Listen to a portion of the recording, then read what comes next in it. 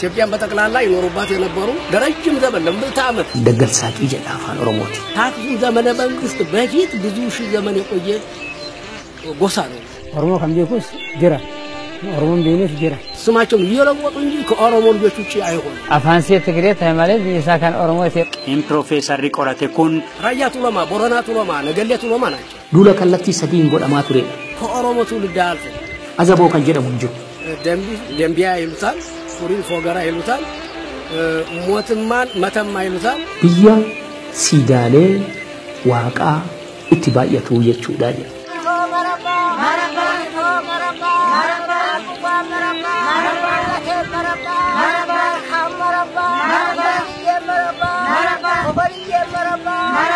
dhalli namaa waloree dachee kana guute ardii fi biyyaan dachee kana qooddatee irra jiraachaa jira.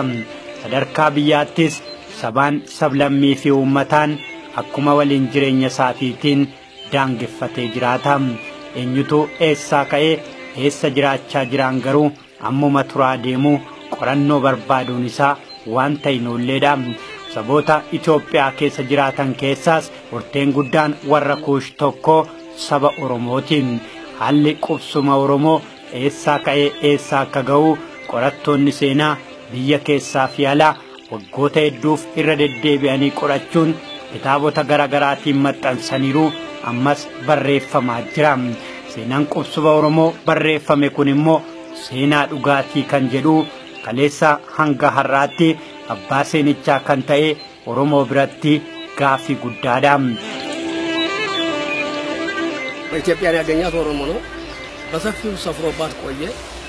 ከዛ እየተስፋፋ እስከ ትግራይ ድረስ ገብቶ ነበር። ኦሮሞን ከረካባ ጅራን አዶታ ክርስቶስ ዱራዩ መቃ ጉዳ ፊ ጉራ ጉዳ kan qabane ከኛም ሞቱማ አክሱም ከሰት አጼ ዋዚባ namni jedhamu jira. Mootiin kun maqaan kabajaasa jechuudha. Maqaan kabajaa አጼ ፈንታሌ ንጉሠ ነገሥት ዘኢትዮጵያ ስዩም እግዚአብሔር ፈንታሌ መቃን ኢሳ መቃን ከበጃ አኩመ ተፍሪ መኮንን መቃን ኢሳኔ ኃይለ ሥላሴ ዳሚቲ ኃይለ ሥላሴ ንጉሠ ነገሥት ዘኢትዮጵያ ስዩም እግዚአብሔር የራን ኢሳኒስ አን ዋጂባቲስ አጼ ፈንታሌ አን ኢልመሳኒ አጼ ጨላሎ ኩኒ ሞቱማ አክሱም ዳሎተ ክርስቶስ ድራ ቱሬ ከሰት በራ ይበሰዲ ሶዶሚ ድግደሚ ተቆፈራት ሴና ቱሬ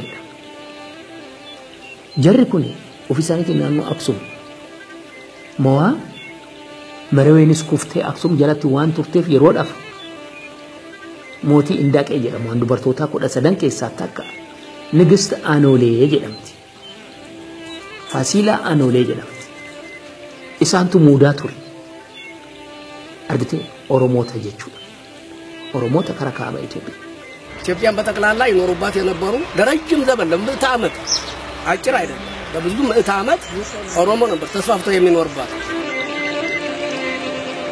አባቶፍ መራካ ጀዳን ዋንጋፊ ነመት ታው ከነሞ ቆራተኒ ባሱን ከይ ቆራቶታፊ አዩሌ ኦሮሞቲን አማዩ ኤርትራ ከሰት ከረሊጣ በሬንቶ ጀዳ በሬንቱም ንጉሥ ዘከራ ወሬ በረበሪታ ነው እጩ አማዩ ሱዳን ከሰት ጀበል ኦባጅ ጀበል የቹን ቱሉ ኦባ የቹ ጀበል ጉራራ የቹን ነመጭንቁ የቹ አስጨናቂ የቹ ቱሉ ጉራራ የቹን ቱሉ ሃማ ነመረኪሱ የቹ ዶጋባቱ ጀበል ኦባ ጀበል ጉራራ ኤርትራ ከረባ ከሰት አርጊጎ ጀዳ አማዩ የባህረ ነጋሽ ይሳቅ ዶሪ ቱሉ በደሳ ብየኒ ሞዋ ቱሬ ጀቹ ብየ ገራ ድጅሎ ረት ወሬ ገሜ ጀቹ ብየ ገራ ድጅሎ ረት ወሬ ገሜ ጀቹ ጉያ ተኮ ባራ ነጋሽ ይሳቅ ፊ ገራ ድጅሎን ጉያ ተኮ ወለጄሳን ሰረጠን እንግል ገርጋሩ ፊ ቱርኪ ገርጋሩ ረት ጀር ለማን ጀራናን ኦሮሞ ለማን ኩኒ ናኖ ኤሪትራ ፊ አርጊጎሳን ኡመነ ኦሮሞ ከጅሮ ላፍቲ እንጅራ አማዩ አርጊጎ ነጀ ኡመኒ ናኖ ሰና ገሩ ሰበብራ ተኤጅራ አመንታን ሳሬ ኤኙማን ሳሬ ጅጅረመ ጅራ ኦሮሞ ከምጀኩስ ጅራ ኦሮሞን ቢኔስ ጅራ لكن هذا هو ملأ أورمو إندي كان جنة وانجنون كم أورمو ولا سا. أفانسية تقريت هاي ملأ بيسا كان أورمو تبع كان سليم سلام درت النني ولا واي كي تكاتو ماله أورمتين نمبادو تقريه تاتي جرتي فان أورمون بيت warri barreessitootaa fi ayyuulee seenaati ofiin jecha biyya keessaa fi ala ta'anii seenaa qanqabne barreessaa turan seenaa Oromoo qofaa osoo hin taane seenuma biyya kanaallee dhugaa barreessaa turaniiruun gaafii guddaadha. Uummattoonni kun durumaa qabee naannoo kana jiraachaa ture. Garuu loogiin seenaa keessatti mul'atu uummata Oromoo kana ala baasee akka uummata biyya alaatii dhufe yeroo booda biyya kana qubate jechaa barreessaa turan maalidhaaf kuushota keessaa harki caalaa fi qubannaa haaraan hanqabate Oromoodha keessattuuyyuu jiddugala Itoophiyaa qabate hamma kaaba Itoophiyaa kana ga'utti asii hamma Taanzaaniyaa ga'utti darbee hamma Misiraa ga'utti ol darbee iyyuu Afrikaadhaa ala amma Siisiiliitti amma Ixaaliyaan amma Sooriyaa amma Turkii ga'utti uummanni kun afaasaa wal qabatee jira. Even maal jedha Maartiin Disalabeek hoggaa barreessu uummanni kun Awurooppaa kibbaa keessatti Itaaliyaa fi Turkii fi Sooriyaa keessatti aadaa ofii danda'ee afaan ofiiyyuu dubbachaa jira jedha. Qorannoo inni gaggeesseen bara 1846 keessa jechuudha. Ragaa akkanaati kan qabu. Siyaas dinagdeen hawaasummaa fi falaasamni jireenyaa qubsumaa fi haala jiruuf jireenyaa manaa fi mannee hiddaa fi latiinsaa seenaa fi seexaa dhalaa fi dhalchaa golaa fi goolloo Oromoo jaarraa tokko oliif haqaaf sobaan barreessaa turanis amma garuu seenaan dhugaan Oromoo qorattootaa fi hayyuulee hedduun barreeffamee karaa qabachaa jira. Kana jechaan garuu har'as namoonni asoosama sobaa ragaa hin qabne barreessaa jiranis hin jiran jechuu miti. Jaarraa kudarfaffaan dure yaa Oromoo roondinaa maata keenya tamanaanii. Oromoonni abbaa gadaa abbaa lubaan jaaramanii. Seenaa boonsaa galmeessanii abbootiin keenya gara dhugaatti darbanii. ከአክሱም ዘመነ መንግስት በፊት ብዙ ሺህ ዘመን የቆየ ጎሳ ነው። የአክሱም ድንጋይ ጽፏል። በማን እንደተጻፈ መቼ እንደተጻፈ እንኳን የኛ ልብ ወለድ ታሪክ ጻፎች የነው አይሉ ጽሁፉ ብቻ ምን እንደሚል ባለመነበቡ ግን ለመጀመሪያ ጊዜ አክሱም እንደሌሎቹ አገሮች ለመስበክና ለመግዛት መጥቶ ኪሳራ ላይ ጣሉት ግን ኦሮሞዎች መሆናቸውን እንማብራራለን። ካባ ኢትዮጵያ ከሰቱ ወንደራ ወተ ከሰቱ ናኖ አክሱም ናኖ መረዌት erga marawen kufte booda jechuun marawen an kushotaati raawwachaa ture yeroo kana booda aadaan Oromoo aadaan kushotaa bosonatti kan hin fakkaate qaroomina irraa akka fagaatu godhame yeroo xonnoo jaarraa 13ffaa keessa warri agawotaa falmanii lafa naaniyyuudha mootummaa Aksum kufisaniyyuudha. Akkuma Itoophiyaa jedhamullee loogii seenaatiin hiikkaan itti kennamaa ture har'a qorannoodhaan hiikkaa biraa argachaa jira. Jechi Itoophiyaa jedhu akkuma dur uummata fuula gurraachaa jedhamee Giriikonni baasti jedhanii odeeffamu barreeffamu qofa odoon ta'in Itoophiyaa jechuun hiika biraatis hin qaba. Itoophiyaa jechuun biyya siidaalee waaqaa itti baay'atu jechuudha jedhan jiru. Biyya siidaaleen waaqeffannaa ta'u waaqaaf jedhamee dhaabbatee itti baay'atu jechuudha. Amdi jedhu afaan Ingiliziitiin. Siidaan kuni kan akka siidaa Aksum, kan akka yaa'aa, kan akka fara'oononni ijaaran piramidota. Siidaa hedduutu jira. Kaaba Afrikaa kana keessa amma dhaqeetoo gadi bu'ee Taanzaaniyaa ga'utti jechuudha. Amma jiddugala Afrikaa ga'utti biyya siidaan itti baay'atu jechuudha jedhu. Qorannoon yeroo ammaa ifa ta'aa jiru. Seenaawwan kunneen yoom qoratamanii jalqaba bu'uurri Oromoo garamii haala kamiin garamitti babal'atee erga qomoon biraatti dhufee dabalame immoo akkamiin isaan waliin jiraachaa ture booda immoo qomoon achirra jiraachaa ture eessa dhaqeeti maqaan lafaa qofti achitti hafee amantiin isaa maal ture amantii kan biraa immoo akkamiin fudhate Oromoon kaaba Itoophiyaa jiraatan kunneen qomoon isaanii balbala kamii bulchiinsi Laallibalaa akkamiin Oromoo jalatti kufee Oromoon seenaa kana akkamiin dhalootatti dabarsaa dhufee maqaan lafa Oromoo akkamiin moggaa'aa turanii Tigireen Oromoo har'a kaaba Itoophiyaa jiraatu maal ta'a kanneen jedhan gaafilee deebii barbaadanidha. Hayyuun afaanii Profeesar Kiristoofer Hireet jedhamu dhaloota Kiristoosiin dura bara 3500 irraa jalqabee giddugalli kaaba Itoophiyaa qe'ee ganamaa Oromooti jedhee barreesse. Qe'een Profeesarri qorate kun qe'ee Raayyaa Tuulamaa, Booranaa Tuulamaaf Nageellee Tuulamaati jechuudha.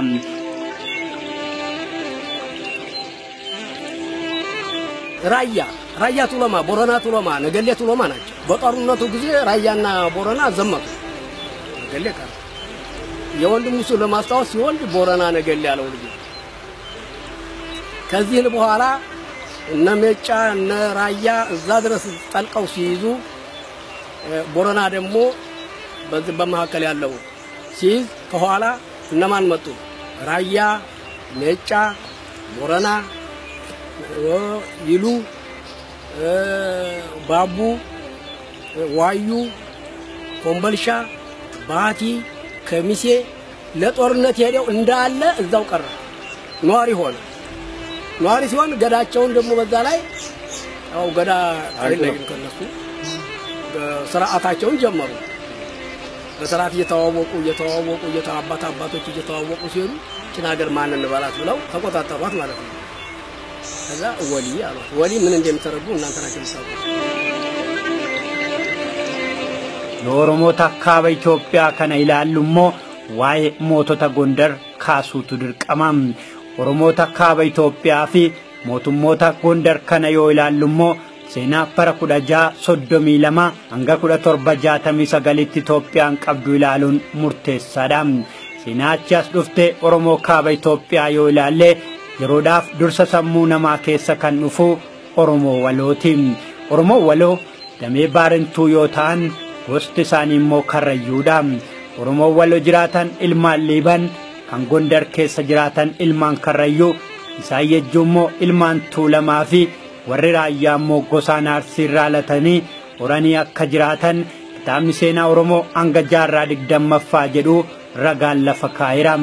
Oromoonni kun filannaa lafaaf jedhanii qaafira isaanii gara kibbaatti fuulleeffachiisuun erga lafa kibba jiru kana abuuranii jiruu fi jireenya isaaniitiif akka mijatu baranii booda jaarraa 16ffaatti gara kaabaatti deebi'anii qe'ee isaanii akka qabatan seenaatu lafa kaa'am.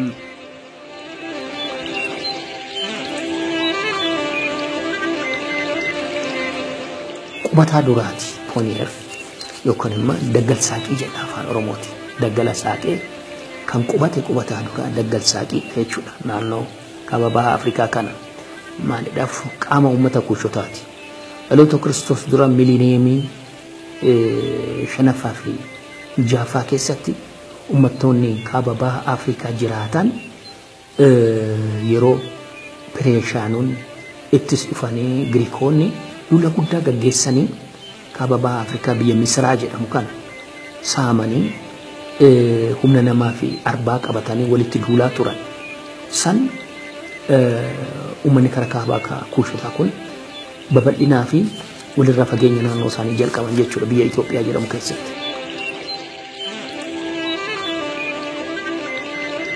Qomoon kun yoo bakka tokko gara bakka biraatti malee lafa dheedinsa loon isaatiif ta'u filatu dursee namoota ergee ilaalchisuun lafti irratti horuu fi jireenyaaf mijataa ta'uusaa namoota qoratan ergam. ቅኝትም ይባላል።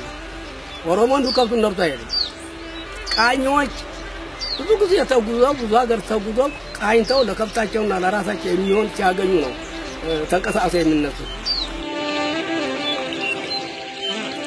በካፋን ጎጃም ጎርጎራ ኢዶ ዲማ ይባባ jedhamutti kan dhalate yoo ta'u aatisaa Oromoo Tuulamaatiim intalli Bakkaafa walatta Israa'el immoo yoo sodeeqettee rumuudhaan Raasaayiluu tokkoffaa deesse. Intalli Raasaayiluu tokkoffaan immoo Dinqinash kan jedhamtu zawudeettee rumtee goshuu deesse. Goshuun Raas Tasammaan immoo Raas Adaal yookaan Nigus Taglaa Hayimaanot godhatan. Sirnoonni mootota Gondaris akkasiin wal harkaa fudhatamaa ture. Kun immoo mootonni Gojjamii fi Gondar dhaloonni isaanii hangam Oromoodhaan akka walitti dabalame agarsiisa.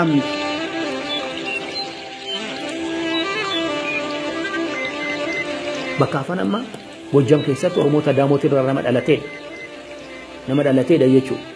Isattis dhaloonni kun itti fufe. አፄ ሶሲኒዮስ ኦሮሞ ናቸው የፋሲል አባት እና ሲነግሱ መጣው ጎርጎራ ላይ ነው ቤተ መንግስት የሰሩ ተወለዱ ባቃይ ላይ ትክክል ናቸው ጎርጎራ ላይ ቤተ መንግስታቸውን አሰሩ የሳቸው ላይ ደግሞ ፋሲል አሁን አለበት ላይ ያናው ከፍተኛ እንትን አሰራ እና ከዛ አልወጣም ኦሮሞ እዛው ነው አማራ ሆኖ የቀረው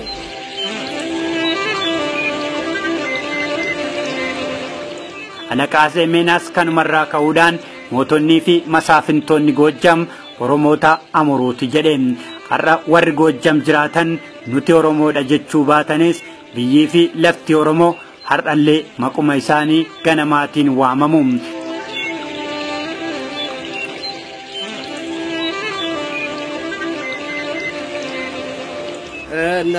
ነካራ ጉዳ ጉንዲት ዛላምበሳ ለሽራሮ እነ አምባላጌ ነዴራ ቆሬ ነው ኦሮሞች የሚሉት ደምቢ ጊንዶ ሞቶኒ ኩነን ገሪን ኦሮሞ ታኒ አፋን አማራ ዱበተንለ አቲ ወራ ኢሳኒስ ኦሮሞ ገሪን ኢሳኒሞ ወራ ኦሮሞማ ላፍሳ ilaalcha amaarummaa guddisaa turanidha. Adeemsi kun amantaa waaqeffannaa Oromoon ittiin bulaa ture amantoota booda dhufan kiristaanaa fi islaamaan dhiibame akka dadhabuu ga'ee guddaa gumaachee sirna gadaas ni laaffise. በሰሜን በኩል ያለው ኦሮሞ እንዳለ አማራ ሆኖ ነው የቀረው በብዛት ሌሎችም ብሔሮች ይችላሉ ግን በብዛት ለምን ብዛትና ኃይል ስላላቸው እነሱ ማሳብ ያስፈልጋል ይሄን የሚያስረዳን ምንድነው ለምሳሌ አሁን ባይናችን የምናየው አቡነ ተክለ ሃይማኖት ተቡልጋ ነው አቡነ ጴጥሮስ ደግሞ ተፍቼ አቡነ ተክለ ሃይማኖትም አቡነ ጴጥሮስ በእኛ ትውልድ ባይሆን ኖሮ ማን ያምንባቸው አዛይጥኖን ኩን ፈይሳ ጀደ ሊቀ ጠበቅት ታይ ወከንሞ መና ኦርቶዶክስ ክርስቲያን ከሰት ሉበ ኦላና ታኤ ፍለተን አመንታ kana jijjiirsi ሰሰኒዮስ አማንሲሴቶ ሰሰኒዮስ ጅጅራ ማፈደ እየተመረጡ ለሰው ስም ስለሚሰጡ እንጂ ነጽር ጻድንግል ብንል ለብለድንግል ብንል ዘራይቆ ብንል እነ ይትባረክ እነ ለይኩን አምላክ እንዲህ እየተባባሉ የሚሾሙት ስማቸውን እየለወጡ እንጂ ከኦሮሞ ልጆች ውጪ አይሆንም waaqeffannaan ala amantiiwwan biroo gara biyya kanaa otoo hin seeniin dura Oromoo fi saboonni biroo wajjin tokkummaadhaan irreeffachaa akka turan seenaan ni ibsa.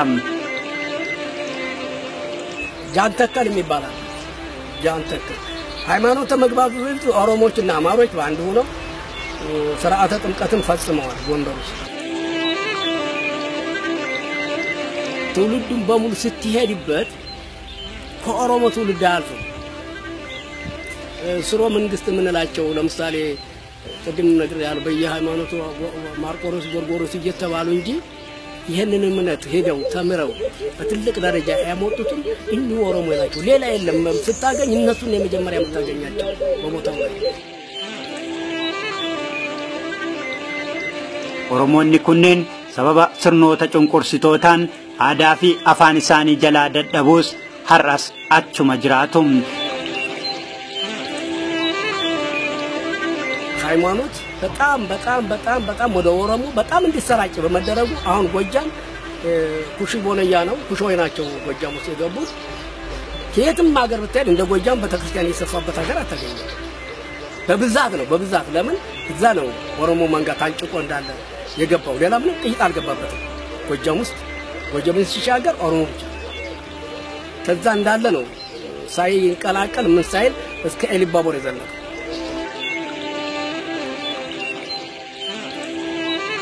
mootota Oromoonni kunneen ittiin bulaa turan keessaa mootummaan Daamot Morkaa Kittaa mootummaan Zaagwee immoo mootii lammiin bulchaa akka turan seenaan ragaa ba'a. Dhaloonni kun itti fufe Aadaa Oromoon daamotaa kun mootummaa cimaa ture. Mootummaa daamotaan kun kan kuffise mootummaa Agaw kan kuffite mootummaa daamotaati. Agaw duulatti kaasnan hin kuffise. Sana booda Agaw mootummaan Agaw achumaan hafte. Amantichi garuu waan amantaa kiristaanitiiti kan daamotaa kun. Mootii morkaa kittaafaa kan jedhamu biyya san gaggeessaa ture daamota. Naannoo sanatti mootummaan Oromoo cimaa dhufee jechuudha. Mootummaan Oromoo kun cifee Gondoris dhuunfate. Oromoonni kaaba Itoophiyaa Gondar jiraatan kunniin Oromoo Maccaaf Tuulamaati.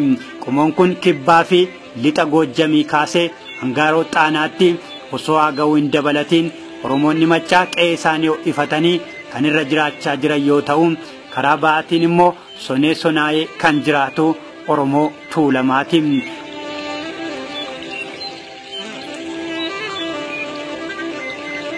Karrayyuun kun hamma kaabaa karaa qaabatti bal'ateeti kan jiru gosni karrayyuu kun Wallorree Liibanirree karrayyuudha. Ilmaan karrayyuuti jechuudha. Jajjuu keessa akkuma jirutti jajjuudha. Lafa jajjuu jechuudha. Jajjuu jechuun urunguu beektaa? Urunguu halkan iyyitu. Naannoo tulluutti itti baay'ataa naannoo san urunguun sun jiraatti jajjuudha. Jajjuun immoo aadaa Oromoo keessatti waan ergitu qabdi galgala waan iyyituuf rakkoo qabdii waan jedhaniif jajjuu jedhu. Amma aadaa kana jijjiiranii naannoo sanitti lafa muraatii jedhu. Jajjuun hoggaa iyyites namni du'ee jedhama. Gamanaa hoo iyyite gamasii du'a gamasii hoggaa iyyite gamanaa du'a jedhu namni. Aadaadha kun aadaa keessatti waan jiru jechuudha. So afaan Amaaratiinis jechuma kana itti fayyadamu aadaadhuma kana. Kibba ba'aan immoo Daamotii Lumaamee Dambalaa Jigjigaan qaxxaamuree Angaaroo Xaanaatti saba jiraatu. Warri Tuulamaa immoo karaa ba'aa Diimaa Bichanaa fi Mooxaadhaa hanga Walaqaa fi warrootaa ga'utti warra Walloreedha.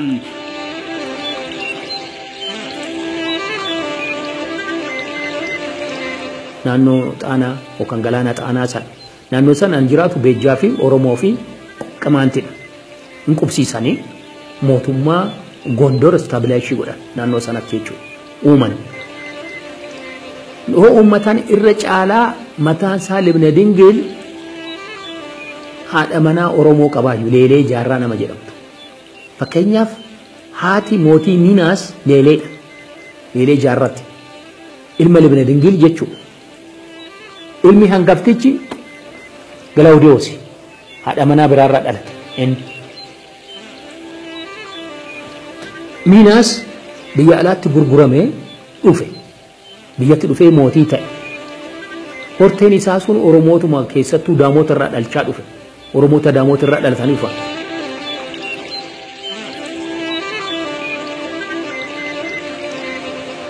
Walumaa galatti Oromoonni Gondar jiraatan sirna gadaa jalatti wal gurmeessuudhaan qomoowwan gurguddoo waloo lamaan Afree fi Sadachaan qoodamuun naannoo jiraachaa jiran Buree, Wambaraa, Yilmaa fi Dheensaatti diina isaanii ofirraa qolachaa turani. Garuu suutaan fuudhaa fi heerumaan saboota biroo naannoo sana jiraatan wajjin firoomuun sirna gadaa laaffisaa, gama biraatiin immoo akkuma Oromoota Daamoot tooftaa biraan of ijaaruu jalqaban. Mootummaa isaanis ijaarrachuudhaan mootii Bakkaafaa hanga Walatta Israa'elitti, Raasa Iluudhaa hanga Goshuutti, Raas Tasammaa hanga Raas Adaal yookaan Nigus Taglaa Imaanutitti mootota Gondar bulchaa turanidha. Sirna gadaa keessatti 40 abbaa isaatti darba ilmi. Miseensaatti gadaa isaatiin 80 akaakayyuu isaatti darba. Ammayyuu akkasi aadaan sirna gadaa keessatti jiru. Malee oggaadhaan aangoo waliin dabarsu kan fira isaatiif gosa kiyyaaf ilma kiyyaaf jedhee abbaan gadaa tokko hin dabarsu. Duris moototni Itoophiyaa kaabaa keessa jiraatan akkuma sirna gadaa san 40tti ilmatti dabarsu. Hamma dhufee mootii Laalibalaa ga'utti akkana ture aadaan jechuudha. 40 kun maal agarsiisa? Oromoo fi Itoophiyaa keessatti. Amma gadaan garuu oggaa 8 walii dabarsee 40tti dhufa ilmi. Argite hin gallakkisne aadaa durii sana. Moototni akkanatti dhufu sirni gadaa moo oggaa 8 aangoo walii dabarsa garuu 40tti dhufa jechuudha ilmi aangootti. Asine gadaan of fooyyessaa deemuuf jijjiiraa deemaa jedhamu sunis kanuma.